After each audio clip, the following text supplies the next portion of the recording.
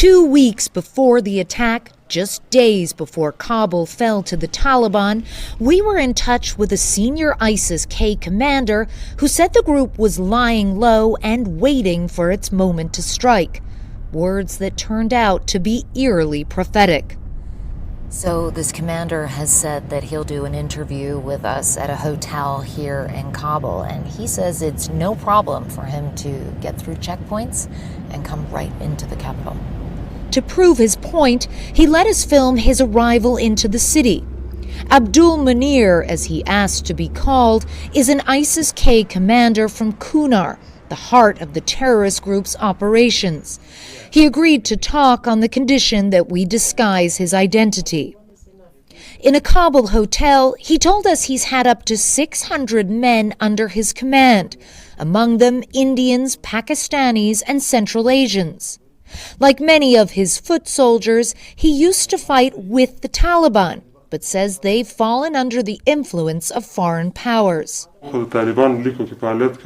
We were operating in Taliban's ranks. However, these people were not aligned with us in terms of belief, so we went to ISIS. Do you think they're not strict enough with their implementation of Sharia? You see, they can't present one example where they have enforced fixed Islamic law punishments, where they have cut off a thief's hand, have stoned to death an adulterer, have stoned to death a murderer. They cannot enforce fixed Islamic law punishments because they are under other people's control, and they implement their plans. So we do not want to implement someone else's plans, and we only want to enforce Sharia. If anyone gets along with us on this, he is our brother. Otherwise, we declare war with him, whether he is Talib or anyone else. So have you carried out public executions, suicide bombings, things of this nature? Yes, I have too many memories where I was present myself at these scenes. One memory is that the Pakistani Taliban had come to the Nazia district, and during the fighting we captured 5 people. Our fighters became overexcited and we struck them with axes.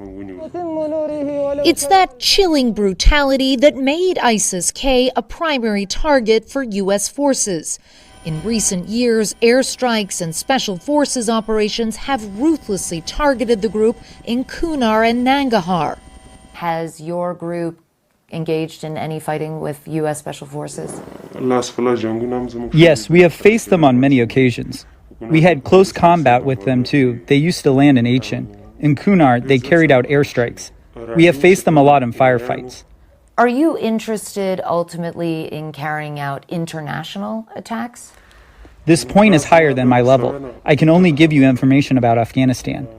With U.S. forces out of the country and the Taliban potentially in control, do you think that will make it easier for you to expand? Yes, this exists in our plan. Instead of currently operating, we have turned to recruiting only, to utilize the opportunity and to do our recruitment. But when the foreigners and people of the world leave Afghanistan, we can restart our operations. That moment has now come, as the world saw all too clearly on Thursday. A brutal attack on an already battered country, and a threat that is not going away as U.S. forces complete their withdrawal.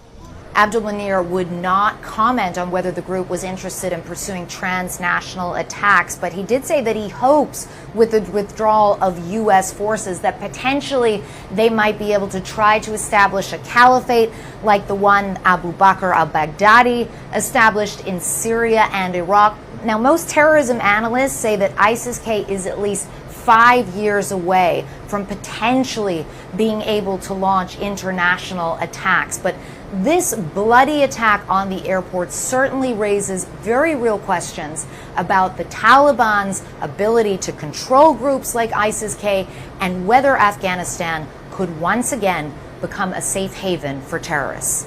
Clarissa Ward, CNN, Doha.